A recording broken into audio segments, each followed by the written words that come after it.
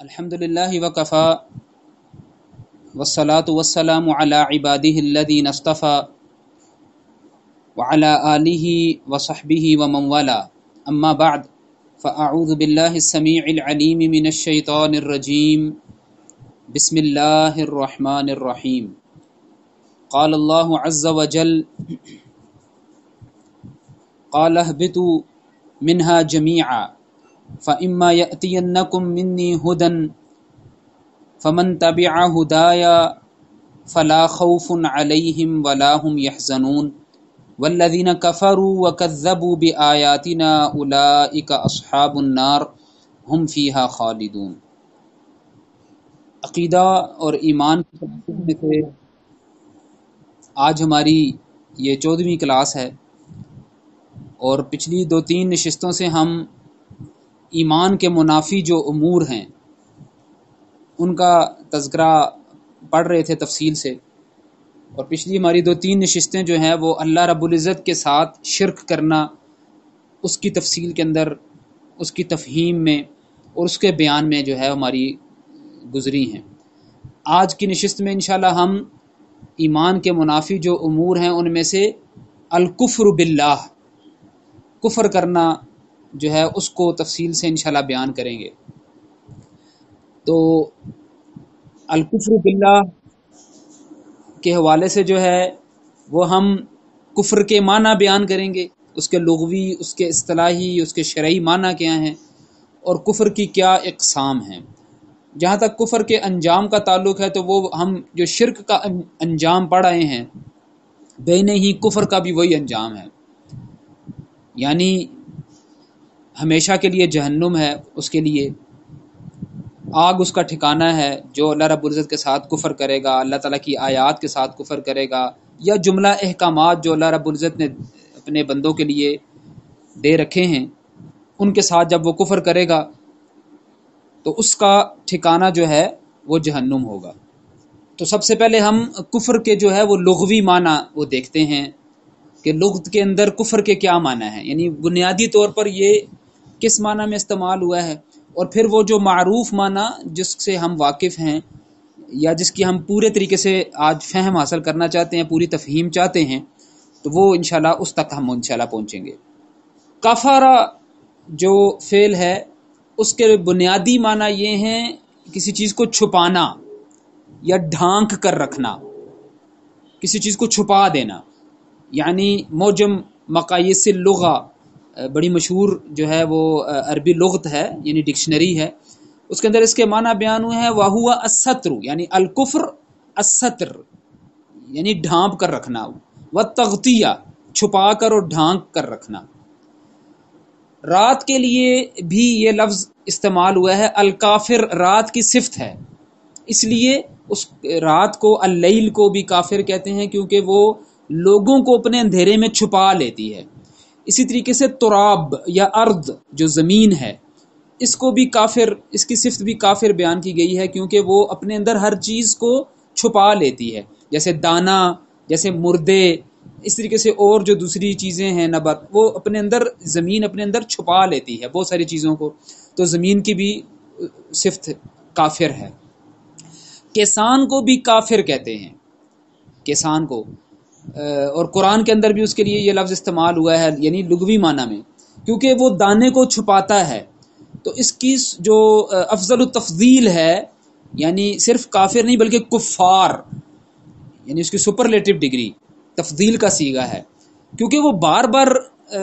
یہی کام کرتا ہے، وہ دانہ پھینکتا ہے، بہت سارے دانے مختلف موسموں کے اندر، مختلف اناج، تو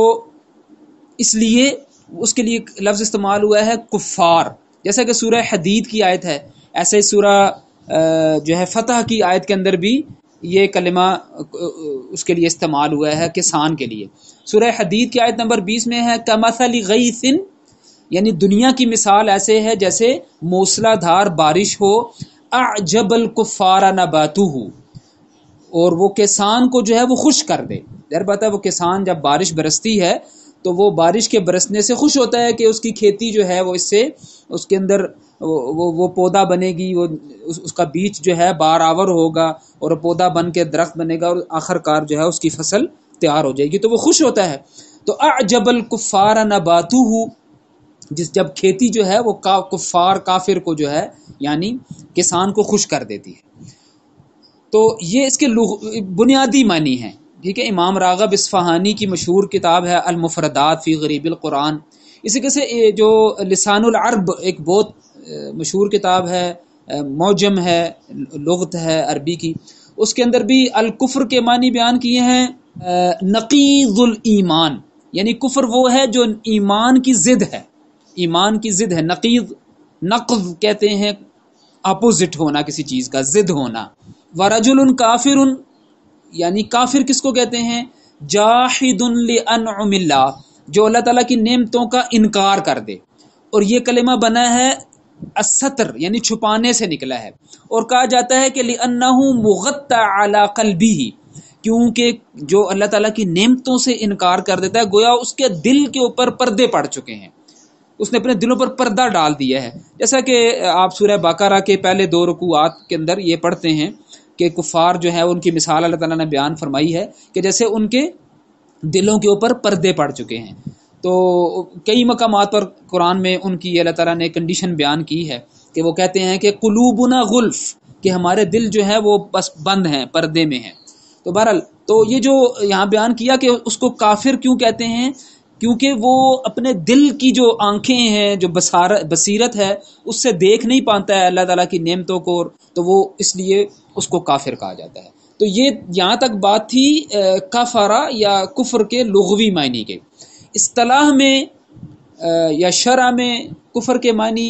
یعنی جو شخص اللہ رب العزت کے جو آیات ہیں، جو اس کے احکامات ہیں، جو آرڈرز ہیں، جو اس نے شریعت انسانوں کے لیے دین اور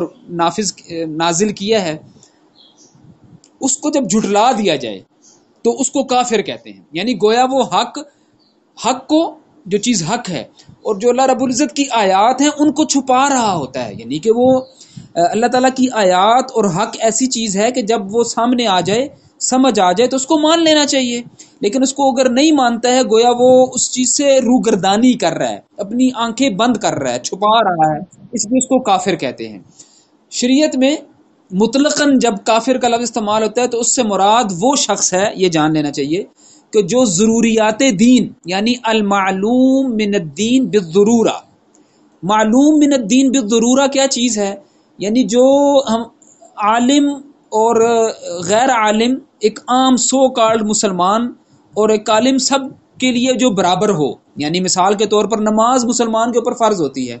اسی کے سے شراب حرام ہے، سور کا گوشت حرام ہے، یعنی اس کے لیے کسی تحقیق کی، کسی گہرائی میں جانے کی ضرورت نہیں ہوتی ہے. حرمت کے کچھ رشتے ہیں، ماں سے، بیٹی سے، بہن سے نکاح نہیں ہو سکتا ہے. اسی طریقے سے مردوں کی طرف آئیں تو بھائی سے، ان سے نکاح نہیں ہو سکتا. یہ معلوم چیزیں ہیں. ٹھیک ہے جی. تو یہ جو معلوم ہے، حج مسلمانوں کے اوپر فرض ہے، رمضان کے روزے رکھنا فرض ہے، اس کے لیے کسی عالم ہونے کی ضرورت نہیں ہے. تو ان چیزوں کو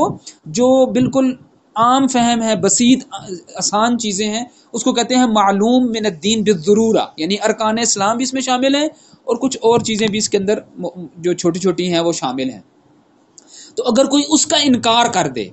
ان کو مان کر نہ دے، اب کوئی بندہ کہتا ہے میں نماز کو نہیں مانتا ہوں، میں زکوٰۃ کو نہیں مانتا ہوں، جی ٹھیک ہے جی، میں یہ جو حرمت کی چیزیں ہیں جس سے نکاح حرام، میں اس کو نہیں مانتا ہوں، میں شراب کو حرام نہیں مانتا ہوں، گویا اس طرح کی، یا کوئی نص قطعی ہے. نص قطعی یعنی جو واضح حکم ہے، قرآن کے اندر بیان ہوا ہے یا رسول اللہ صلی اللہ علیہ وسلم کی سنتوں کے اندر، احادیث کے اندر اس کو بیان ہوا ہے، بالکل واضح اور بالکل اس کے اندر کوئی یعنی دو رائے نہیں ہے، بالکل متفقن علیہ چیز ہے واضح مسلمانوں کے اندر. اگر وہ اس کا انکار کر دے اس کو بھی کفر کہتے ہیں. تو یہ شرعی طور پر اور اصطلاحی طور پر کفر کے معنی ہیں، یعنی ضروریات دین کا انکار کر دینا، اللہ تعالیٰ کے احکامات اور آیات کا انکار کر دینا.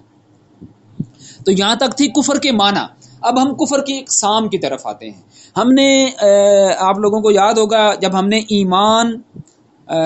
یا اسلام کو، جب ہم نے اس کی تعریف پڑھی ہے، توحید کی تعریف پڑھی ہے، تو ایمان اور اسلام کے بارے میں ہم نے یہ چیز پڑھی کہ وہ صرف کچھ کہنے کا نام نہیں ہے، یا صرف کوئی دل کے اندر اعتقاد رکھ دینے کا نام نہیں ہے، بلکہ وہ قول بھی ہے، یعنی کہ وہ اقرار کرنا بھی ہے، اپنے زبان سے قول بھی ہے، لا الہ الا اللہ محمد رسول اللہ کہنا، یا نماز کو ماننا زبان سے بھی، زکوٰۃ کو، حج کو، یہ جو چیزیں ہیں ارکان اسلام ہیں، اور جملہ ایمانیات ہیں، ایمان بالرسل ہے، ایمان بالملائکہ، قول سے اپنی زبان سے اقرار کرنا بھی ہے، عمل سے کر کے بھی دکھانا ہے. یعنی وہ گویا یہ نہیں کہے کہ بس توحید کو مانتا ہوں، لیکن توحید کو کر کے دکھائے. صرف یہ نہ کہ نماز مانتا ہوں ہاں، لیکن نماز پڑھ کر بھی دکھائے، نماز کو قائم کر کے دکھائے. روزے کو صرف کہہ نہیں کہ میں مانتا ہوں، بلکہ روزہ رکھ کے دکھائے. یعنی یہ عمل کا بھی نام ہے اور یہ اعتقاد کا بھی نام ہے، کسی چیز کے اوپر یقین رکھنے کا نام بھی ہے. جس طریقے سے جو معاملے چیزیں غیر حسی ہیں، دیکھی نہیں ہے، اللہ رب العزت خود، اسی طریقے سے جنت، جہنم، پھر قیامت کا آنا، یہ ساری چیزیں، فرشتے،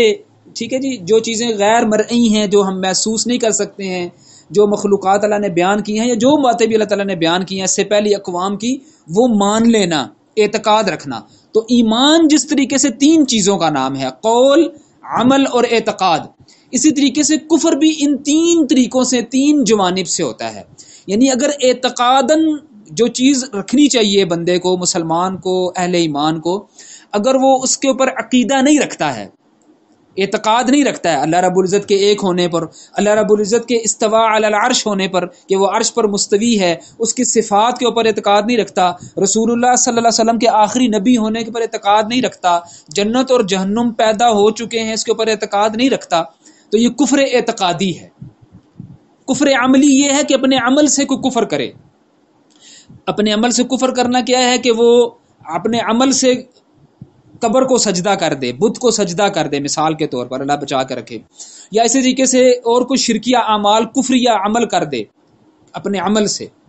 ٹھیک ہے، تو وہ جو ہے وہ اہانت کر دے، اہانت باری تعالیٰ، نعوذ باللہ، اللہ تعالیٰ کے بارے میں غلط الفاظ کہہ دے. اسی سے قولی کفر بھی ہوتا ہے، یہ عملی تھا. اور قول، یہ اپنی زبان سے کوئی بات کہے، قرآن کے بارے میں کوئی ایسے کلمات کہہ دے جو اس کے جو ہے وہ اس کی اہانت ہو جائے، اللہ رب العزت کے بارے میں، رسول اللہ صلی اللہ علیہ وسلم کے بارے میں، دین اسلام کے بارے میں، اپنے زبان سے، اپنے قول سے، اپنی تحریر سے ایسی کوئی بات کہہ دے جو ایمان کے منافی ہو، تو وہ بھی کفر ہوگا. تو کفر جس طریقے سے ایمان 3 چیزوں سے مل کر بنتا ہے، اس کا مجموعہ ہے، اس سے مل کر پورا ہوتا ہے، ایسے کفر بھی ان 3 جوانب سے ہو سکتا ہے. یعنی اعتقاد میں بھی کفر ہو سکتا ہے، عمل میں بھی کفر ہو سکتا ہے، اور قول، بات میں کچھ کہہ دینے سے بھی کفر ہوتا ہے. اللہ تعالی ہمیں سے بچا کے رکھے. اب ہم حکم کے اعتبار سے کفر کی اقسام پڑھتے ہیں، اور یہی جو ہے وہ تفصیل طلب ہے، تفصیلی چیز ہے. تو حکم کے اعتبار سے کفر کی 2 اقسام ہیں، ایک کفر اکبر ہے، ایک کو کفر اصغر کہتے ہیں. جیسے آپ نے شرک کی اقسام میں پڑھا، بے نہیں، بالکل ویسے ہی جیسے شرک اکبر ہے اور شرک اصغر ہے. یعنی شرک اکبر وہ تھا جو بندے کو اسلام سے باہر نکال دیتا ہے، بندے کا اسلام ختم ہو جاتا ہے، اسلام سے خارج ہو جاتا ہے بندہ، تو وہ جو ہے شرک اکبر ہے. اور اگر وہ اس سے کم ہے، جیسا کہ ہم نے شرک اصغر کے بیان میں تفصیل سے پڑھ آئے ہیں، تو وہ جو بندے کو دائرہ اسلام سے خارج نہیں کرتا ہے، لیکن وہ اتنے گھناؤنے جرائم ہیں، اتنے بڑے گناہ ہیں کہ اس کے اوپر اللہ تعالیٰ کے نبی نے یا اس کے اوپر شرک کا اطلاق کیا ہے، تاکہ اس کی بھیانک، اس کے بڑے گناہ کا تصور ہمارے ذہن میں آ جائے اور ہم اس سے بچ جائیں. غیر اللہ کی قسم اٹھانا، اسی طریقے سے تعویذات، یہ کہنا کہ ما شاء اللہ و ما شئت، یعنی جو اللہ چاہے اور جو آپ چاہیں، اس طرح کے کلمات ہم نے شرک اصغر کے تحت بیان کر رہے ہیں. تو کفر اکبر بھی ہوتا ہے، یعنی وہ کفر جس کا مرتکب دائرہ اسلام سے خارج تصور ہوتا ہے، یعنی وہ پہلے سے یا تو خارج ہے، یعنی وہ دائرہ اسلام میں آیا ہی نہیں ہے، یا وہ اسلام لے آنے کے بعد ایسا کوئی کفر کرتا ہے جو اس کو دائرہ اسلام سے خارج کر دیتا ہے. ٹھیک ہے جی. تو کفر اکبر جو بندے کو دائرہ اسلام سے باہر نکال دیتا ہے، یا وہ اس کو باہر تصور کرتا ہے، وہ کفر اکبر ہے. اور کفر اصغر اس سے کم، جو بندے کو دائرہ اسلام سے خارج نہیں کرتا ہے. کفر اکبر جو ہے وہ 5 طرح سے ہو سکتا ہے، 5 طرح سے. کفر تکذیب پہلے کو کہتے ہیں، یعنی انکار کرنا، انکار. کفر کے معنی یہ ہیں. کفر جحود اور عناد ہے، یہ اس کی تفسیر پڑھیں گے آپ کو اس کے معنی پتہ چل جائیں گے. کفر نفاق ہے، نفاق کا کفر. اور کفر اعراض ہے، اعراض یعنی پہلوتئی اختیار کرنا، بس توجہ ہی نہ دینا، چھوڑ دینا. اور سب سے آخر میں کفر شک. اس سے پہلے کہ ہم ان 5 کفر کی اقسام کو تفصیل سے پڑھیں، علماء عقیدہ نے اور فقہاء نے بھی، محدثین نے بھی تفصیل مختلف مقامات پر جو ہے وہ 10 ایسی چیزیں ہیں 10 ایسی باتیں ہیں، 10 ایسے اعمال یا قول ہیں، باتیں ہیں یا عقیدہ ہے کہ اگر وہ سرزد ہو جائے تو بندے کا اسلام ٹوٹ جاتا ہے، بندہ دائرہ اسلام سے باہر نکل جاتا ہے اور اس سے کفر ہو جاتا ہے۔ 10 باتیں، اور یہ اس لیے اس کو اکٹھا کر دیا ایک جگہ پر تاکہ یہ ہم ازبر کر لیں، جان لیں، تاکہ ہم اس سے بچ سکیں۔ اس میں پہلی چیز یہ ہے شرک کرنا، جیسے کہ ہم تفصیل سے بیان کر رہے ہیں۔ تو شرک جو ہے وہ کفر ہے، یعنی ہر طرح کا شرک جو ہے وہ کفر بھی ہوتا ہے۔ یاد رکھیں کہ ہر طرح کا شرک جو ہے، شرک کی جو ہم نے اقسام پڑھی ہیں، وہ کفر بھی ہوتا ہے، لیکن ہر کفر شرک نہیں ہوتا، جیسے کہ اب تفصیل سے پڑھیں گے۔ مثال کے طور پر شراب اللہ تعالیٰ نے حرام کر دی ہے، سود حرام کر دیا ہے، سور کا گوشت حرام کر دیا ہے، کوئی اس کی حرمت کو نہ مانے تو یہ کفر ہے، لیکن یہ شرک نہیں ہے، یہ شرک نہیں ہے۔ تو شرک کی اپنی ایک تعریف ہے، تو ہر شرک جو ہے وہ کفر ہوتا ہے، لیکن ہر کفر شرک نہیں ہوتا ہے۔ تو یہاں پر ہم نے پہلی چیز پڑھی شرک، اللہ تعالیٰ کے ساتھ شرک کرنا، اس کی عبادت میں شرک کرنا، اور اس میں ساری عبادتیں شامل ہیں، چاہے قولی ہے، فعلی ہے، مالی ہے، بدنی ہے، ساری کی ساری۔ دوسرا کفر وہ ہے جو اللہ رب العزت اور اس بندے کے درمیان وسیلہ بناتا ہے، سفارش طلبگار ہو کسی اور چیز کا، توکل اور بھروسہ کرے کسی اور چیز کے اوپر، تو ایسے شخص کو بھی کافر سمجھتے ہیں۔ یعنی وہ بتوں کا وسیلہ دے، وہ کسی اور ذات کا وسیلہ اللہ تعالیٰ کو دے، یعنی کسی بھی سوائے وہ جو مشروع وسیلہ ہے، انشاءاللہ آگے اس کو ہم پڑھیں گے، یعنی نیک اعمال، اللہ رب العزت کی صفات اور دعا، یہ وہ 3 چیزیں ہیں جس کا وسیلہ اللہ تعالیٰ کو دیا جا سکتا ہے۔ یعنی بندے نے کوئی نیک عمل کیا ہے تو اللہ تعالیٰ کو کہہ سکتا ہے، اللہ تعالیٰ میں نے وہ کسی وقت میں نیک عمل کیا تھا تو وہ تو قبول فرما لے اور مجھے اس مشکل سے بچا دے، میری یہ آسانی پیدا کر دے۔ یا وہ اللہ رب العزت کی صفات، اپنی مغفرت چاہتا ہے تو یا غفور کہہ کر پکارے اس کو، ٹھیک ہے جی، تو یہ صفات۔ اور تیسرا یہ کہ دعا کسی سے کروائے، کسی بندے سے جا کر ان کو، کسی نیک بندے کو، اپنے والدین کو، سب سے پہلے والدین ہیں، اپنے بیوی بچوں کو، اپنے کسی بھی جو ہے شیخ کو، اپنے استاد کو، اپنے دوست کو، اپنے عزیز و کارک میں سے کسی کو بھی کہے کہ بھی آپ میرے لیے دعا کریں، جیسا کہ صحابہ کرام نبی صلی اللہ علیہ وسلم سے کہا کرتے تھے، اور نبی صلی اللہ علیہ وسلم بھی بعض اوقات صحابہ کرام سے کہتے تھے کہ مجھے اپنی دعاؤں میں یاد رکھیے گا۔ تو یہ 3 چیزیں ایسی ہیں، یعنی اللہ رب العزت کی پاک صفات، ان کے ذریعے سے دعا کرنا، اللہ رب العزت کے لیے کیے گیا نیک عمل، قرآن پڑھا ہے، کوئی اور اچھا نیک عمل کیا ہے تو اس کو اللہ تعالیٰ کے آگے پیش کرنا کہ اللہ تعالیٰ تو قبول فرما لے اور ہمارا یہ مشکل میری آسان کر دے، یا دعا کے لیے کسی کو کہنا۔ اس کے علاوہ کسی کی ذات کو، کسی شخصیت کو، چاہے وہ نبی ہے، فرشتہ ہے، ولی ہے، صحابی ہیں، یا وہ بت ہے، یا وہ قبر ہے، یا وہ استھان ہے، کوئی بھی چیز ہے، سورج چاند ستارے ہیں، آسمان، کسی بھی چیز، اللہ کی مخلوق کو اللہ رب العزت کے سامنے وسیلہ بنانا، یہ کفر ہے، یہ شرک ہے۔ اسی طریقے سے تیسری بات جو ہے وہ یہ ہے کہ مشرکین کو کافر نہ سمجھنا، یعنی کہ جو شرک کے اندر ملوث ہیں، یہود و نصارہ ہیں، ہندو ہیں، سکھ ہیں، اسی طریقے سے یہ کمیونسٹ ہیں، اسی طریقے سے یہ داؤ مت، چین کے اندر جو مذاہب پائے جاتے ہیں، کوریا کے اندر ہیں، جاپان کے اندر ہیں، اسی طریقے سے دنیا کے مختلف کے اندر جتنے بھی قسم کے مذاہب ہیں اسلام کے علاوہ جو شرک کے اوپر قائم ہیں، ان کو کافر نہ سمجھنا، یہ سمجھنا کہ ہو سکتا ہے ان میں سے بھی کوئی ٹھیک ہوں، تو ایسا شخص بھی کافر ہو جاتا ہے۔ یعنی اسلام کو ہی واضح اور اکیلا صحیح دین سمجھنا یہ مسلمان کے لیے ضروری ہے،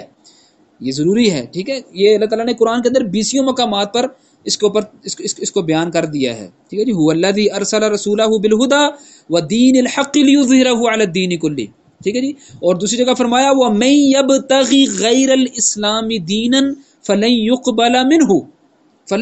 منہ، جو اسلام کے علاوہ کوئی اور دین کا طلبگار ہوگا اس سے قبول نہیں کیا جائے گا۔ لہذا کسی بھی اور دین کو، مشرکین کے دین کو صحیح سمجھنا بندے کو کافر کر دیتا ہے۔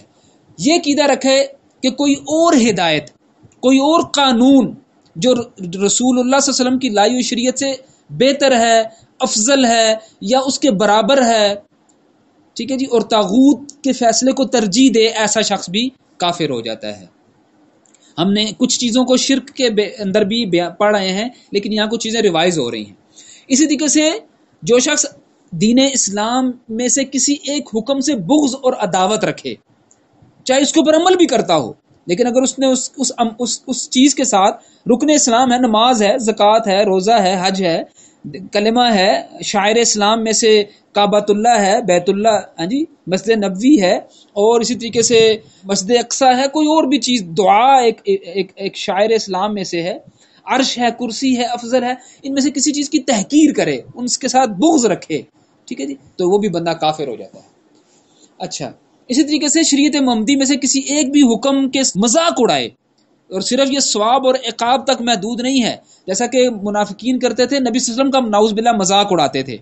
نبی صلی اللہ علیہ وسلم کا مذاق اڑاتے تھے، ایسے ہی دین کی کسی اور بات کا مذاق اڑانا، ایک تو بغض رکھنا تھا نا اس سے پہلے والے 5 نمبر میں، 6 نمبر پر ہے اس کا مذاق اڑانا، تو یہ بھی بندے کو کافر کر دیتا ہے۔ جادو، اس کے اوپر یقین رکھنا، ایمان رکھنا، جادوگر کے خود کرنا یا جادوگر کے پاس جانا، اس کی باتوں کو صحیح سمجھنا، محبت اور جادو اور یہ جو تعویذات ہیں جس کو ہم نے شرک میں بھی بیان کر دیا ہے، یہ کوئی عقیدہ رکھے تو بندہ کافر ہو جاتا ہے۔ جو کوئی شخص مسلمانوں کے خلاف کافروں کی مدد کرے، ان کا تعاون کرے، ان کا حلیف بن جائے، ان کا معاون ہو جائے، ان کی پشت پناہی کرے، تو وہ بندہ کافر ہو جاتا ہے۔ وَمَن يَتَوَلَّهُم مِّنكُمْ فَإِنَّهُ مِنْهُمْ، جو ان میں سے ان کے ساتھ دوستی کرے گا، ان کا ولی بن جائے گا، وہ ان میں سے ہو جائے گا۔ وہ کوئی عقیدہ ایسا رکھتا ہو کہ کوئی شخص یا کوئی جماعت یا کوئی گروہ ایسا بھی ہے جو شریعت محمدی کے دائرے سے اس کو استثناء حاصل ہے، اس کو اجازت ہے، ٹھیک ہے جی، کہ وہ عمل نہ کرے، جیسا کہ بعض گمراہ صوفیوں کے اندر یہ چیز پائی جاتی ہے کہ وہ کہتے ہیں جی کہ یہ کچھ قلبی اعمال ہیں، چھوڑیں یہ جو آپ کیا سر جو ہے وہ سجدے میں اپنا وقت ضائع کر رہے ہیں، نمازیں پڑھ رہے ہیں، ہاں جی، اور یہ کیا وضو کے اندر، اور کیا یہ تعلیم قرآن کے پیچھے آپ حاصل کر رہے ہیں، بڑا پڑھ لیا،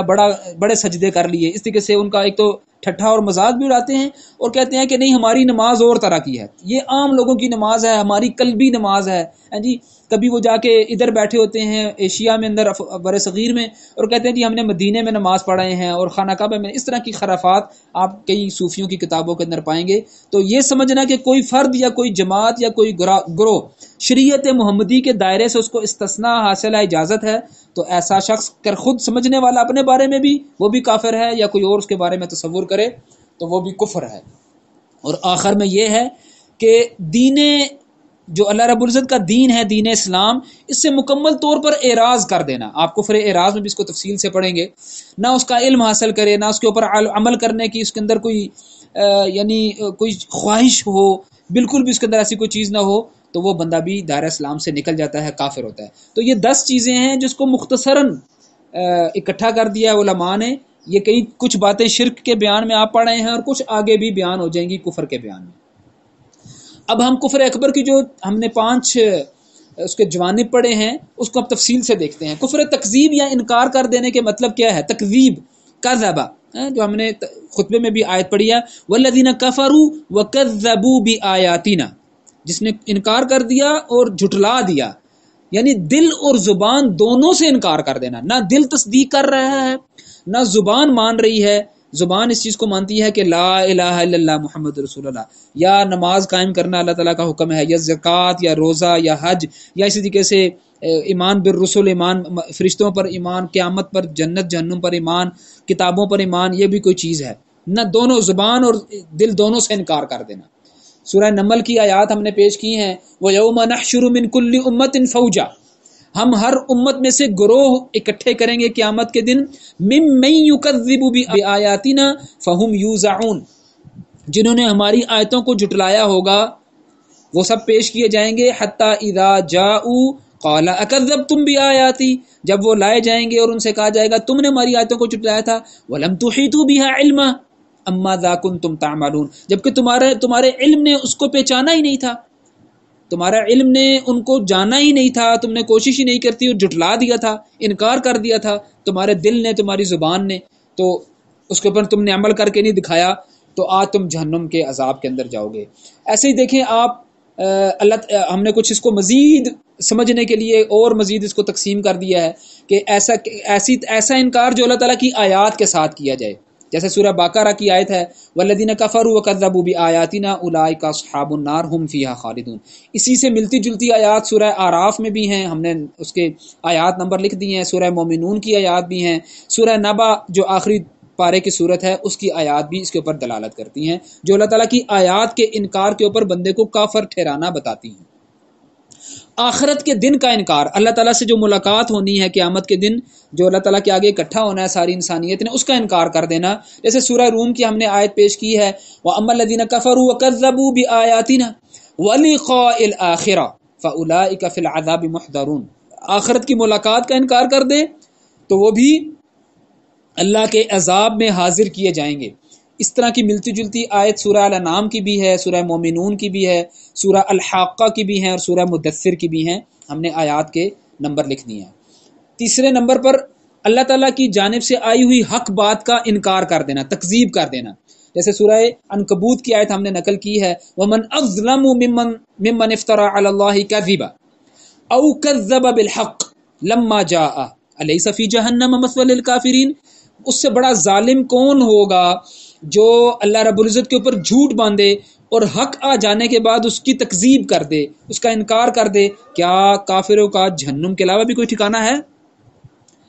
اسی طریقے سے سورہ الانعام کی آیات 5 اور 66، سورہ اعراف کی 96 نمبر اور سورہ شعراء کی 26 اور سورہ زمر کی 36 آیت، یہ ساری آیات بھی اللہ تعالیٰ کی طرف سے آئی ہوئی حق بات کی تکذیب اور انکار کے اوپر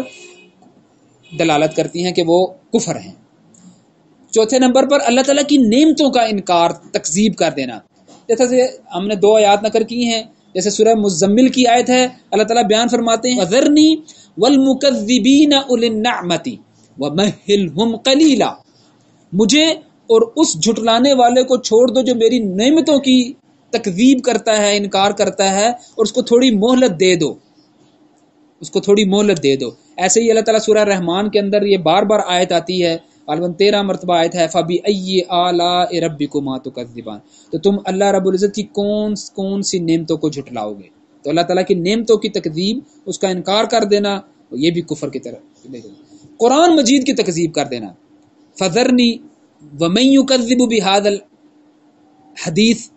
مجھے اور اس کو چھوڑ دو جو اس بات یعنی قرآن کو جھٹلاتا ہے. سنستدرجہم من حیث لا یعلمون، ہم آہستہ آہستہ اس کو وہاں لے جائیں گے، یعنی اس کو اس گڑھے میں، اس کو اس گمراہی میں اور اس کے اس انجام کی طرف، جہنم کی طرف لے جائیں گے جہاں پر اس کو وہم و گمان میں بھی نہیں ہوگا. اسی مضمون کی آیت سورہ یونس کی بھی ہے 39 نمبر اور سورہ انشقاق کی بھی 21 اور 22 نمبر ہے. تکذیب کے اوپر کچھ مزید آیات بھی، مزید وضاحت بھی جو ہے وہ یہاں پر قرآن کی ان آیات سے ہوتی ہے، جو ہم دیکھیں تو بڑی اور واضح ہو جائے گی. جیسا کہ اللہ تعالیٰ نے عیسیٰ علیہ السلام کو اللہ کا بیٹا کہنے والوں کو کافر قرار دیا ہے، ان کے اوپر کفر کا فتویٰ لگایا. لقد کفر الذین قالوا ان اللہ هو المسیح ابن مریم، وہ کافر ہیں جو کہتے ہیں کہ المسیح ابن مریم یعنی عیسیٰ علیہ السلام اللہ کے بیٹے ہیں. تو یہ بھی کفر ہے، انکار ہے، اللہ تعالیٰ کے ایک اکیلے الہ ہونے کا انکار ہے. ایسے ہی سورہ رعد کی آیت ہم نے نقل کی ہے وَيَقُولُ الَّذِينَ كَفَرُوا لَسْتَ مُرْسَلًا، اور کافر کہتے ہیں کہ ہم تو آپ کو رسول نہیں مانتے ہیں. تو رسول کا انکار کفر ہے، رسول کا انکار کفر ہے. نبی صلی اللہ علیہ وسلم کو آخری نبی نہ ماننا، ان کو رسول نہ ماننا، یہ کفر ہے. اسی طریقے سے صرف یہی نہیں بلکہ سورہ نساء کی آیت تو یہ بتاتی ہے فَلَا وَرَبِّكَ لَا يُؤْمِنُونَ حَتَّى يُحَكِّمُوكَ فِي مَا شَجَرَ بَيْنَهُمْ، کہ یہ اس وقت تک مومن نہیں ہو سکتے، کافر ہی ٹھہریں گے جب تک کہ آپ کو اپنا حاکم، فیصلہ کرنے والا نہ مان لیں اور اپنے دلوں کے اندر ذرا بھی تنگی نہ رکھیں. تو رسول ماننا تو دور کی بات رہی، اللہ کے نبی کو اپنا حاکم، فیصلہ کرنے والا، اور جو وہ شریعت لے اللہ کے نبی، اس کو اپنا فیصل اور حاکم ماننا، حکم ماننا، یہ ضروری ہے مسلمان ہونے کے لیے، ورنہ بندہ مسلمان نہیں ہوتا ہے. اسی طریقے سے جادو کو اللہ تعالیٰ نے کفر کہا ہے، وہ سورہ بقرہ کی اس آیت سے واضح ہے وَمَا كَفَرَ سُلَيْمَانَ، سلیمان علیہ السلام نے کوئی کفر نہیں کیا ہے.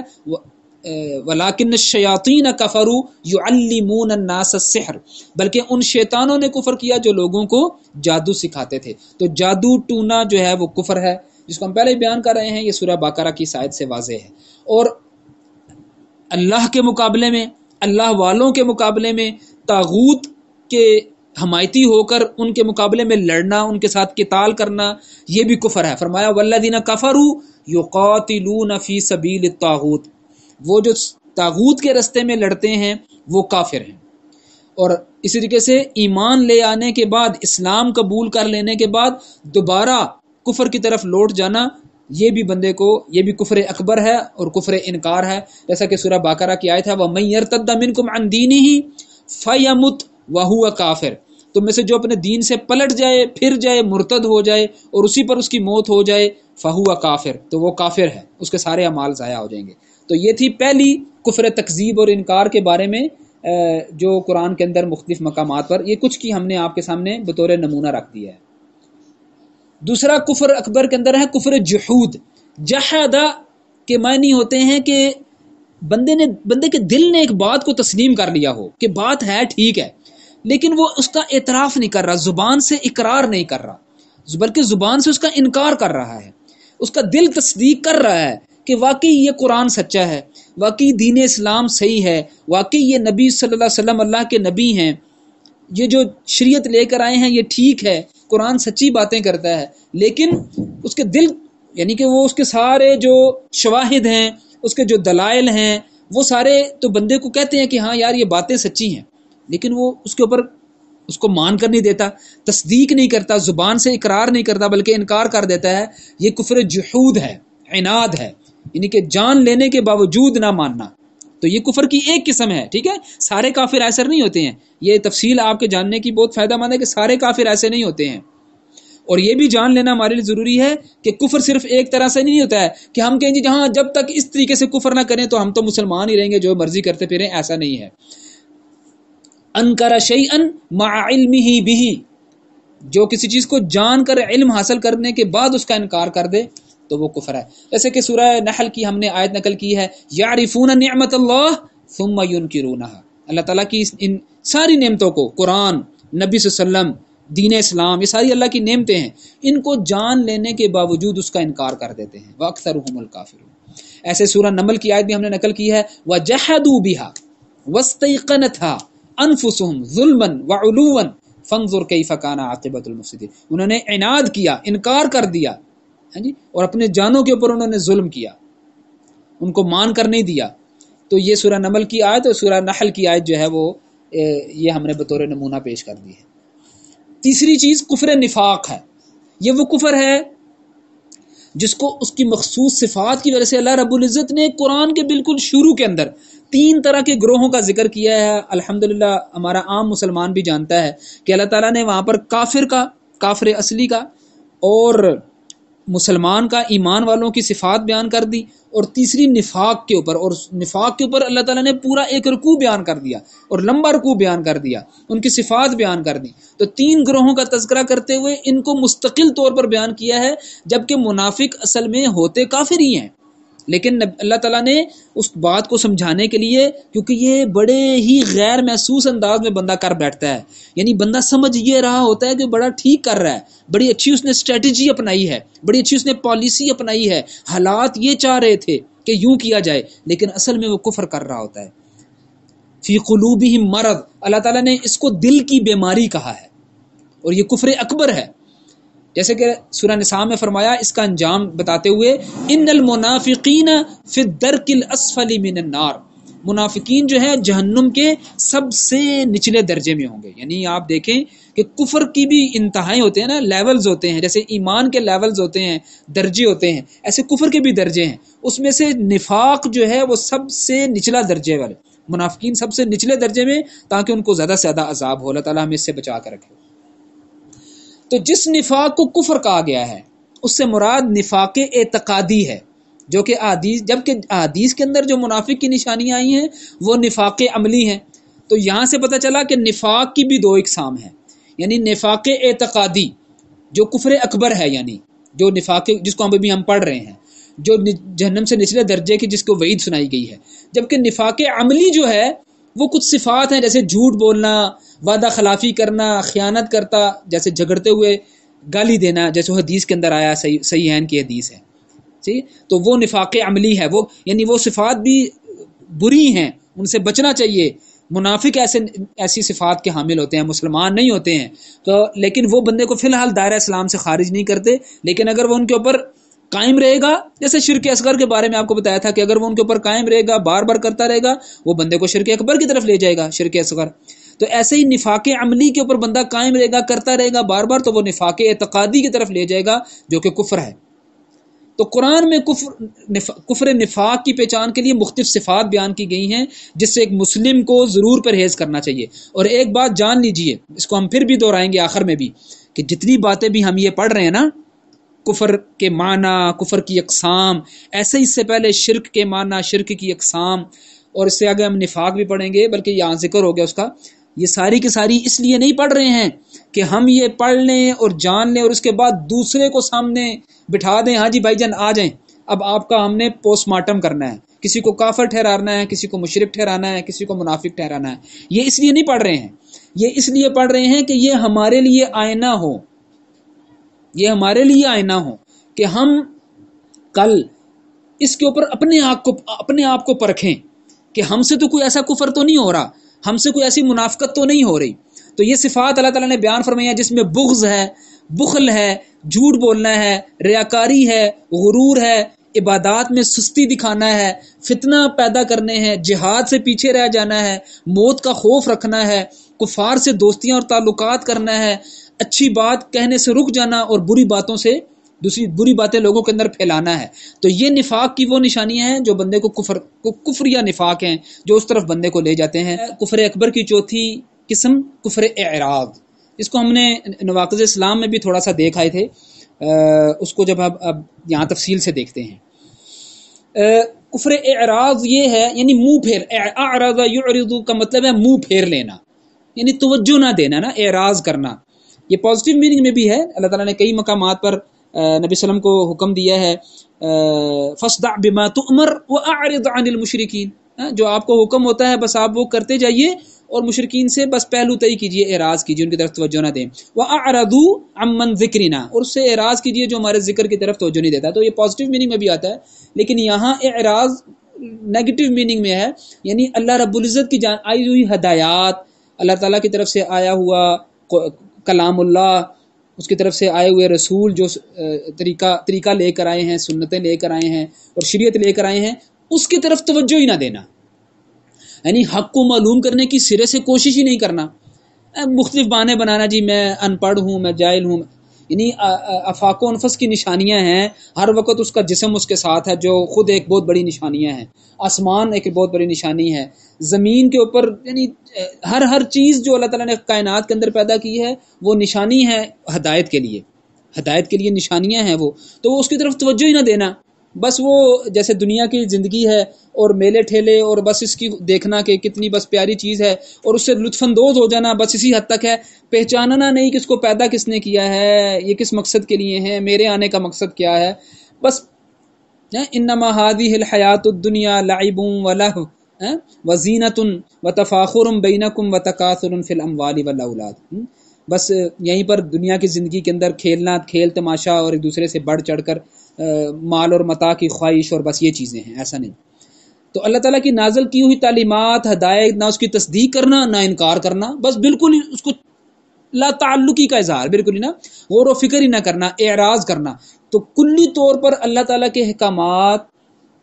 اس کی شریعت، دین اسلام کے ساتھ کلی طور پر اعراض، یہ بھی کفر ہے، کفر اکبر ہے، کفر اکبر ہے۔ چاہے یہ کلمہ پڑھنے والا کرے تو تب بھی وہ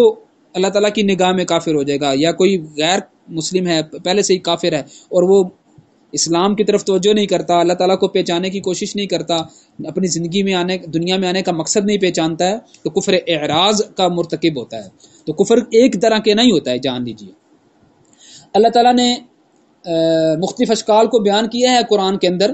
اللہ تعالیٰ کی آیات جس کا میں بھی ذکر کیا، آفاق و انفس اور وحی سے اعراض کرنا، حق کے واضح ہو جانے کے بعد اس سے اعراض کر دینا، ہاں جی، حق کے واضح، جیسے بھی پیچھے بھی ذکر کیا، اللہ کے ذکر سے اعراض، خود اس قرآن سے اعراض، تو ان مختلف چیزوں کو اللہ تعالیٰ نے قرآن کے اندر بیان کیا ہے، جو بھی ہم نے مختصراً بیان کیا ہے۔ اس کے اوپر ہم نے کچھ آیات بھی آپ کے سامنے بطور نمونہ نقل کر دی ہیں۔ سورہ سجدہ کے اندر اللہ تعالیٰ کی آیات سے اعراض کرنے کا ذکر کیا ہے،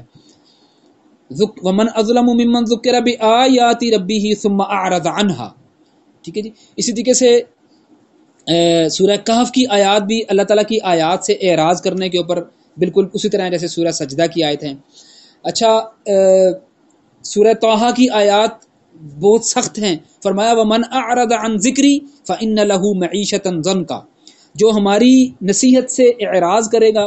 ہمارے احکامات سے، ہماری دی ہوئی شریعت سے بالکل روگردانی کرے گا، اعراض کرے گا، ہم اس کی دنیاوی زندگی کو تنگ کر دیں گے. اور یہی نہیں ہوگا وَنَحْشُرُهُ يَوْمَ الْقِيَامَةِ أَعْمَى. اس کو ہم قیامت کے دن اندھا اٹھائیں گے. قَالَ رَبِّ لِمَ حَشَرْتَنِي أَعْمَى وَقَدْ كُنْتُ بَصِيرًا. اس وقت وہ اللہ تعالیٰ سے کہے گا یا اللہ تو نے مجھے اندھا کیوں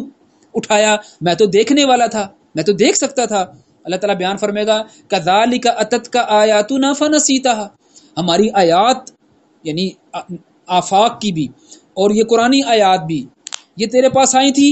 فَنَسِيتَهَا وَكَذَلِكَ الْيَوْمَ تُنْسَى. تو نے اس کو بھلا دیا، اس طرف دیکھا ہی نہیں، کوشش ہی نہیں کی. آج ہم بھی تمہاری طرف سے اعراض کرتے ہیں. تو کتنی بھیانک، کتنی بڑی سزا ہے یہ جب اللہ رب العزت اعراض کر دے. اللہ تعالیٰ ہمیں ایسے انجام سے بچا کر رکھے. تو سورہ طٰہٰ کی آیت یعنی دیکھیں اعراض کا کفر کوئی چھوٹی چیز نہیں ہے. ایسے ہی قرآن سے اعراض کے اوپر سورہ فصلت کی آیات ہیں. یہ بشیرا و نذیرا، یہاں نبی وسلم کی صفات نہیں ہیں، یہ قرآن کی صفات ہیں کہ یہ بشارتیں بھی دیتا ہے، یہ نافرمانوں کو ڈراتا بھی ہے. فَأَعْرَضَ أَكْثَرُهُمْ فَهُمْ لَا يَسْمَعُونَ. اکثریت اس سے اعراض کرتی ہے، اکثریت اعراض کرتی ہے قرآن سے. آپ خود دیکھ لیں کہ آج ہم قرآن کے حاملین بھی کتنا اعراض کرتے ہیں. اور قیامت کے دن رسول اللہ صلی اللہ علیہ وسلم اس دن اللہ تعالیٰ کے آگے مقدمہ پیش کریں گے. وقال الرسول یا ربی ان قوم اتخذوا هذا القرآن مہجورا. کہ اے رسول اس دن کہیں گے کہ اے اللہ تعالیٰ میری اس قوم نے اس قرآن سے ہجرت کر لی تھی، اس کو مہجور چھوڑ دیا تھا، اس سے روگردانی کر لی تھی، اس سے لا تعلقی کر لی تھی. تو قرآن سے اعراض کرنے کا جو ہے وہ انجام وہ آپ دیکھیں پھر کیا ہونے والا ہے. اور اسی طریقے سے فرمایا سورہ نجم کے اندر فَأَعْرِضْ عَمَّنْ تَوَلَّى عَنْ ذِكْرِنَا. جو ہمارے ذکر سے اعراض کرتا ہے بس آپ بھی اس کی طرف توجہ نہ دیں. وَلَمْ يُرِدْ إِلَّا الْحَيَاةَ الدُّنْيَا. بس وہ دنیاوی زندگی کے اندر خوش ہے تو اس کو اسی کو خوش رہنے دیں. آخر کار ایک دن آنے والا ہے جب اللہ تعالیٰ اکٹھا کرے گا. تو یہ تھا کفر اعراض. اور آخر میں اس کفر اکبر کی قسم میں سے کفر شک ہے. کفر شک یعنی وہ کفر جو شک کے ذریعے سے بندے کے اندر پیدا ہوتا ہے. میں کسی موقع پر ہم نے یہ بیان کیا تھا کہ جیسے کہ ایمان کے درجات ہوتے ہیں، ایمان کے درجات ہوتے ہیں، اس میں سب سے پہلی چیز انابت ہے، رجوع ہے. بندہ پہلے انابت رکھے، رجوع رکھے، چاہتا ہو یعنی کہ اس کے اندر خواہش ہو، تو پھر دوسرا سٹیپ ہے ہدایت. تو پہلی چیز ہے رجوع. اسی طریقے سے گمراہی کا بھی جو پہلی سیڑھی ہے، پہلا درجہ ہے وہ شک ہے، ریب ہے. اللہ رب العزت نے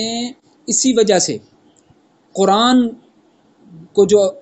بیان کرنا شروع کیا تو آپ دیکھتے ہیں کہ الف لام میم ذالک الکتاب لا ریب فیہ. تو اللہ تعالیٰ اس چیز سے آغاز کرتا ہے کہ پہلی چیز یہ ہے کہ اپنے دلوں سے شک کو، ریب کو نکال دے. جس کتاب کو آپ ہدایت کے لیے پڑھ رہے ہیں اس کے بارے میں، اس کو لانے والے کے بارے میں، اس کو بھیجنے والے اللہ رب العزت کے بارے میں، اس کے اندر موجود ہدایات کے بارے میں کسی بھی شک اور ریب کے اندر مبتلا نہیں ہونا. تو شک کرنا، تذبذب کا شکار رہنا، یہ منافقین کی اگر اصل میں صفت ہوتی ہے. لا الہ الا ولا الہ الا مذبذبین بین ذلک. اللہ تعالیٰ ان کے بارے میں بیان فرماتا ہے بس درمیان کے اندر جو ہے نا وہ تذبذب کا شکار، شک کا شکار رہتے ہیں. پتہ نہیں یہ ٹھیک ہے کہ وہ ٹھیک ہے. تو پھر جو جیتے گا اس کے ساتھ ہو جائیں گے جیسا کہ وہ کرتے تھے. تو تذبذب کا شکار رہنا نہیں، بلکہ جیسے کہ ہم نے پیچھے بات کی ہے نواقض اسلام میں کہ اسلام کے اوپر دل اس کا ٹھک جائے کہ اسلام ہی واحد ہدایت کا ذریعہ ہے، اس کے علاوہ باقی سارے گمراہی کے رستے ہیں. یہودیت، عیسائیت، ہندو مت، سکھ مت، بدھ مت، ہاں جی، کمیونسٹ، لبرلز، ٹھیک ہے جی، ملحدین اور یہ داؤ مت اور کنفیوشزم، سارے کے سارے جو ہیں وہ سارے گمراہ نظریے ہیں. ایک اللہ رب العزت کے نبی جو لے کر آئے ہیں وہ صرف ایک ہدایت کا رستہ ہے، کوئی شک نہ رہے. اور اسی دین کو جب تک وہ قیامت تک آنے والے لوگوں کے لیے اکیلا نجات کا ذریعہ نہیں ٹھہرا لیتا اگر اس کے اندر شک کا مبتلا ہوتا ہے تو وہ کفر اکبر کا مرتکب ہوتا ہے۔ سورہ توبہ کی آیت ہم نے نقل کی ہے کہ اللہ تعالیٰ نے ان منافقین کی یہاں پر مثال بیان کی ہے کہ انما یہ جو جنگ اور قتال کا موقع تھا اس کے اوپر اللہ تعالیٰ تبصرہ کرتا ہے کہ آپ سے اجازت صرف وہ چاہیں گے لا یؤمنون باللہ والیوم الآخر وارتابت قلوبہم فہم فی ریبہم یترددون، کہ آپ سے جنگ میں شمولیت نہ کرنے کی اجازت صرف وہ مانگیں گے جو اللہ اور یوم آخر پر ایمان ہی نہیں رکھتے، ان کا دل شک کے اندر مبتلا ہے اور اسی شک میں ہر وقت پڑے رہتے۔ تو شک جو ہے یہ کفر ہے، بہت بڑا کفر ہے اللہ تعالیٰ کے ساتھ۔ اسی طریقے سے ہم نے سورہ ہود کی آیت نقل کی ہے، صالح علیہ السلام سے کہتے ہیں کہ جس ایک معبود کی طرف آپ ہمیں دعوت دیتے ہیں نا کہ صرف ہم اس کی عبادت کریں اور باقی سب کو چھوڑ دیں، تو اس بارے میں وَإِنَّنَا لَفِي شَكٍّ مِّمَّا تَدْعُونَنَا إِلَيْهِ مُرِيبٍ، بھئی اس کے بارے میں تو ہم سخت شک میں مبتلا ہیں، ہمیں اس کے بارے میں شک ہے، ہم اس کے بارے میں مطمئن نہیں ہیں۔ تو شک جو ہے وہ کفر۔ اسی طریقے سے سورہ ابراہیم کی آیت بھی اسی کے بارے میں ہے کہ ان کے پاس رسول آئے مختلف نشانیاں واضح دلائل لے کر، تو وہ اپنے ہاتھ اپنے منہوں میں دبا کر کہنے لگے ہم تو اس کا کفر کرتے ہیں جو کچھ آپ لے کر آئے ہیں، اور ہم تو اصل بات یہ ہے کہ اس کے بارے میں شک میں ہیں۔ وَإِنَّا لَفِي شَكٍّ مِّمَّا تَدْعُونَا إِلَيْهِ، وہی بالکل بات جو صالح علیہ السلام سے ان کی قوم نے کی ہے۔ تو یہ جو شک ہے، ریب ہے، بہت بڑا کفر ہے، تو اس سے بچنا ہے۔ سب سے یہ کفر کی سیڑھی ہے جو ادھر تک لے کر جاتی ہے، اور اگر یہی پختہ ہو جائے تو دیکھیں انبیاء کے سامنے لوگوں نے کہا ہے کہ ہمیں شک ہے۔ تو جس کا ذکر ہم نے پہلے کیا کہ اللہ تعالیٰ نے کتاب قرآن مجید کے بارے میں، یہ سورہ بقرہ کی آیت بھی ہے، سورہ سجدہ کی آیت بھی ہے، سورہ یونس کی آیت بھی اس کے اوپر جو ہے وہ دلالت کرتی ہے کہ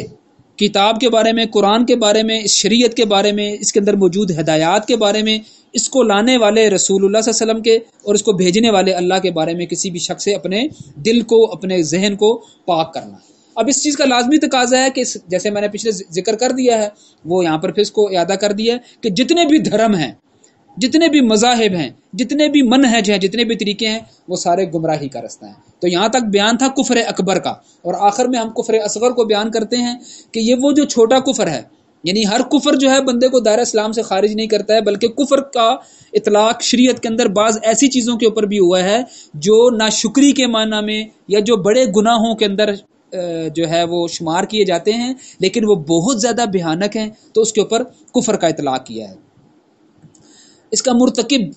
یعنی جو بھی ہم بیان کرنے لگے ہیں یہ دائرہ اسلام سے خارج نہیں ہوتا ہے، لیکن بالکل کفر شرک اصغر کی طرح اگر وہ اس کے اوپر مداومت دکھائے گا، مسلسل یہی کرتا رہے گا، تو وہ کفر اکبر کی طرف اس کو لے جائے گا۔ پہلی چیز، شکر کے مقابلے میں جو بولا جاتا ہے وہ بھی کفر ہے، یعنی ناشکری، کفران نعمت جس کو کہتے ہیں۔ تو اللہ تعالیٰ نے سورہ بقرہ میں، سورہ لقمان میں، سورہ نمل کے اندر یہ ملتی جلتی آیات ہیں کہ فَاذْكُرُونِي أَذْكُرُكُمْ وَاشْكُرُوا لِي وَلَا تَكْفُرُونَ، وَاشْكُرُوا لِي وَلَا تَكْفُرُونَ۔ شکر کے مقابلے میں بھی کفر کو بیان کیا گیا ہے، تو شکر کے مقابلے میں جب کفر کو بیان کیا جائے تو وہ کفران نعمت ہوتا ہے، ناشکری ہوتی ہے، نہ کہ وہ والا کفر ہوتا ہے جو بندے کو دائرہ اسلام سے خارج کرتا ہے۔ لیکن میں پھر عرض کرتا چلوں کہ یہ اس کے اوپر مداومت، اس کو بار بار کرنا بندے کو کفر اکبر کی طرف لے جاتا ہے۔ اس کو مزید سمجھنے کے لیے آپ صحیح بخاری کے امام بخاری رحمۃ اللہ علیہ کے اس باب کو سمجھ سکتے ہیں کہ وہ ایک باب باندھتے ہیں، باب کفران العشیر، اس بات کے بارے میں کہ خاوندوں کی ناشکری کرنے والیاں، وہ کفر دون کفر، اور ایک کفر دوسرے کفر سے مختلف ہوتا ہے، ایک کفر دوسرے کفر سے کم ہوتا ہے۔ اور پھر عبداللہ ابن عباس رضی اللہ تعالیٰ عنہ کی حدیث لے کر آئے ہیں کہ نبی صلی اللہ علیہ وسلم فرماتے ہیں میں نے جہنم میں دیکھا تو اس میں اکثریت عورتوں کی تھی، تو پوچھا گیا ایکفرن باللہ، کیا وہ اللہ کا کفر کرتی تھی تو اس لیے وہاں تھی؟ کہا نہیں، یکفرن العشیر، بلکہ اپنے خاوندوں کی کفر کرنے والی تھی۔ اور ان کا کفر کیا تھا کہ یکفرن الاحسان، وہ ان کی احسان کی نہ کفر کرتی، نہ شکری کرتی تھی، کہ آپ ان میں سے کسی ایک عورت کو، اپنی بیوی کو جو ہے وہ ساری زندگی اچھے طریقے سے اس کو برتیں، اچھے طریقے سے اس کا خیال رکھیں،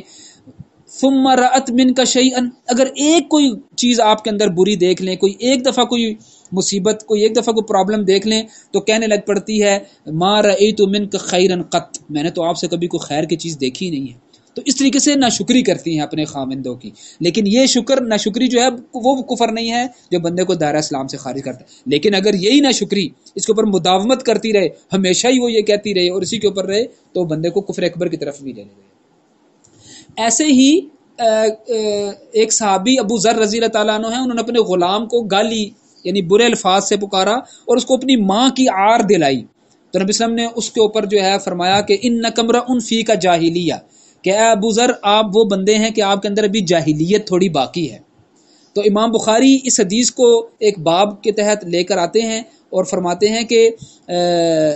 المعاصی من امر الجاہلیہ، کہ گناہ جو ہیں وہ بھی جاہلیت کے کاموں میں سے ہیں. تو جس طریقے سے سارے گناہ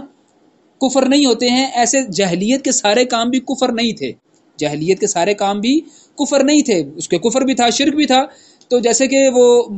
گالی دیا کرتے تھے، اپنی ماں کی باپ کی عار دلایا کرتے تھے، تو اس سے بھی بچنا ہے. جیسے کہ منافق کی نشانیاں بتا کر اس سے بچنے کا حکم دیا، ایسے ہی جاہلیت کی باتیں کر کے بھی اس کو کفر کہہ کر اللہ تعالیٰ کے نبی نے اس سے بچنے کی تلقین فرمائی ہے. اور امام بخاری اس کے اوپر فرماتے ہیں وَلَا يُكَفِّرُ صَاحِبُهَا، ہم اس کے مرتکب، اس کے کرنے والے کو کافر نہیں ٹھہرائیں گے الا بالشرک، جب تک کہ وہ شرک نہ کرے، تاکہ اللہ کے نبی صلی اللہ علیہ وسلم کے اس فرمان کے مطابق جو انہوں نے ابو ذر کو فرمایا تھا. اور اللہ تعالیٰ کا یہ فرمان ہے کہ میں شرک کو معاف نہیں کروں گا، باقی جو گناہ چاہوں گا معاف کر دوں گا. اس کی مزید وضاحت امام مسلم رحمۃ اللہ علیہ کی جو صحیح مسلم ہے اس کے اوپر امام نووی رحمہ اللہ کے جو ابواب انہوں نے قائم کیے ہیں. یاد رکھیں کہ صحیح بخاری کے اندر جو ابواب ہیں وہ امام بخاری رحمۃ اللہ علیہ نے خود قائم کیے ہیں، وہ ان کی اپنی فقہ ہے، ان کی اپنی سمجھ ہے. جبکہ صحیح مسلم کے اوپر ابواب نہیں تھے، امام مسلم نے خود قائم نہیں کیے تھے، بلکہ ان کے جو شارح ہیں امام نووی، انہوں نے باب قائم کیے ہیں. تو انہوں نے ایک باب باندھا ہے بابو بیان النقصان الایمان، اس بات کا بیان کہ ایمان کے اندر بھی کمی آ جاتی ہے. جب وہ اللہ تعالیٰ کی فرما برداریاں کرتا ہے تو اس کے اندر بڑھوتری آتی ہے، اور جب وہ معاصی کرتا ہے، گناہ کرتا ہے، تو اس کے اندر کمی آتی ہے. اور اس بات کا بیان کہ کفر کا اطلاق کبھی بڑے کفر یعنی اللہ تعالیٰ کے ساتھ کفر کے علاوہ بھی ہوتا ہے، جیسا کہ نعمت کا کفر، نعمت کی ناشکری اور کسی کے حقوق کو پورا نہ کرنا، اس سے انکار کرنا، تو یہ بھی کفر اصغر کے اوپر اطلاق ہوتا ہے. ایسے ہی صحیح بخاری کی ہم نے 2 حدیثیں نقل کر دی ہیں کہ سباب المسلم فسوق وقتالہ کفر، مسلمان کو گالی دینا گناہ ہے، اس کے ساتھ قتال کرنا کفر ہے. تو یہ کفر جو ہے یہ بھی کفر اصغر ہے. ایسے ہی فرمایا نبی صلی اللہ علیہ وسلم نے کہ لا ترغبوا عن آبائکم، اپنے باپوں سے اعراض نہ کرو، اپنے والد سے کی نسبت سے اعراض نہ کرو کہ ایک کے اپنے اصل باپ کو چھوڑ کر کسی اور کے کو اپنا باپ کہنے لگ پڑو. تو فمن راغب عن ابیہ فہو کفر، تو جو اپنے باپ سے اعراض کرے گا، بے رغبتی اختیار کرے گا، تو وہ کفر ہے. یہ صحیح بخاری کی حدیث تھی. تو یہ کفر اصغر کا بیان تھا. تو یعنی کہ بہت بڑے گناہ ہیں، بہت بڑے گناہ ہیں، لیکن وہ نہیں ہیں کہ بندے کو دائرہ اسلام سے خارج کر دیں. جیسا کہ سود بہت بڑا گناہ ہے، یعنی کہ جس کا کم سے کم درجہ یہ ہے کہ نعوذ باللہ کہ وہ بندہ اپنی ماں سے نکاح کرے، اپنے ماں سے بدفعلی کرے، تو وہ سود کا سب سے کم درجہ ہے. لیکن اگر وہ اس کو حرام ہی سمجھتا ہے، حلال نہیں سمجھتا، تو بندہ دائرہ اسلام سے خارج نہیں ہوتا. ایسے ہی وہ بہت بڑا گناہ ہے، یہ بھی بہت بڑے گناہ ہیں، یہ بندے کو دائرہ اسلام سے خارج نہیں کرتے، لیکن بہت بڑے گناہ ہونے کی وجہ سے کفر کا لفظ شریعت نے اس کے اوپر بولا ہے. تو اللہ تعالیٰ ہمیں ہر طرح کے کفر، چاہے وہ اصغر ہے یا کفر اکبر ہے، خاص طور پر اس سے ہمیں بچا کر رکھے، ہمارے ایمان کو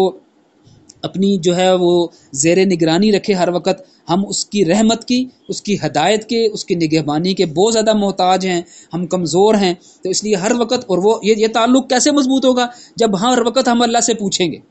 اور وہ پوچھیں گے کہاں سے؟ اس کے قرآن سے. ہم اللہ تعالیٰ کے اس قرآن سے اپنا تعلق کو مضبوط بنائیں، شریعت کے جتنے بھی علوم ہیں اس سے اپنے تعلق کو مضبوط بنائیں. قرآن کے ساتھ رسول اللہ صلی اللہ علیہ وسلم کی احادیث اس کو سمجھنے کا ذریعہ ہیں، صحابہ رضی اللہ عنہم کا فہم اس کو سمجھنے کا واحد بہترین ذریعہ ہے. اس کے ذریعے سے ہم قرآن کو سمجھیں، احادیث کو سمجھیں، اور کبھی بھی کسی فتنے میں مبتلا نہ ہوں. تو انشاءاللہ اللہ تعالیٰ ہمیں ہر طرح کے کفر سے، چاہے وہ اکبر ہے یا اصغر ہے، اور ہر طرح کے شرک سے، چاہے وہ بڑا ہے یا چھوٹا ہے، اسے ہمیں بچا کر رکھے گا. چاہے وہ مخفی ہے یا اظہر ہے، واضح ہے، اس سے اللہ تعالیٰ ہمیں بچا کر رکھے گا. ہم کمزور ہیں، اللہ تعالیٰ ہمارے ایمان کو اپنی نگاہ میں اور اپنی نگہبانی میں رکھیں. اقول قولی ھذا واستغفر اللہ لی ولکم ولسائر المسلمین واستغفروہ انہ ھو الغفور الرحیم.